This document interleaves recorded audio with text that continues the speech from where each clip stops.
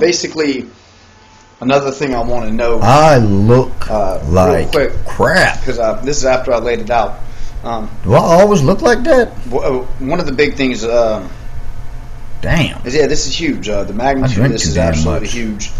And that's one of the things, this mass ignorance going on. And this is actually very blatant stuff and should definitely be being broadcast at this point for how much these guys know. But, and you can look at the numbers Hold on. and basically see it. But the numbers are coming. It's very blatant soon. and it's not out there. And there's a reason why. And I will explain all that later in the paper. But I have to come back and say that. Is that I stumbled upon this, but I stumbled upon it due to all the concepts and things that I've researched and everything handed up to me, however you want to look at it.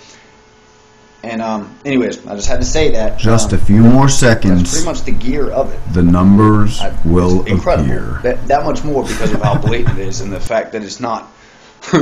People understand the idea of exponentiality and aspects of certain, even somewhat. Anyways, no. Not nearly to this extent. It's that much more incredible. But it's basically, okay, off the rip, the Big Bang, these evolutions that take place leading on up to what created the Earth and humans and everything as we know it, each of the evolutions, which I'm going to explain later, all of this, but I'm going to do it real quick. Each one, the time, sextillionth, quadrillionth, millionth of a second on 3 seconds, 300,000 years, 1 billion, 15 billion years, it's getting bigger and bigger. Upon itself, exponentially bigger. On down to what I'm definitely going to explain in more depth is on up to where it loops around and gets exponentially smaller, leading back to this. So it goes bigger, smaller, bam. So The actual. it's crazy ass Rodney. About to present a little something. I just asked, be optimistic. Basically, it's some really deep stuff, but it's actually quite simple, and I'll have you'll understand it if you stay optimistic. So basically, that's all I'm asking, just stay optimistic. And all right, but it starts back at the Big Bang, but I'm not going to go that far. That's we're going to get there, but that's too crazy to start out with, I guess. But so we'll just take it back to 2.1 billion years ago, first cell with a nucleus. And let me just go ahead and explain myself. Basically, we've exponentially evolved from the Big Bang. Basically, it's actually huge. Explains a lot. But and these numbers I have taken into my anthropology teacher, who actually got quite aggravated with me. He's fine now, but to the point he asked me what my point was because he tried to refute it. The guy was very argumentative. No, he majored in his field. He's the department head at anthropology. The guy knows his stuff, in other words. But he tried to refute. It really came down to it. I kept asking him through the different climates. This kept happening. This exponential evolution, rapid upon itself. The mutations are not random. There's something behind it. It's exponentiality. Anyways, so and the numbers are conclusive. Basically, they have carbon dating, argon dating, and stratigraphy, the layers of the Earth. I mean, okay, the numbers are conclusive, basically. Roughly here and there might be, but the idea is exponential. Okay,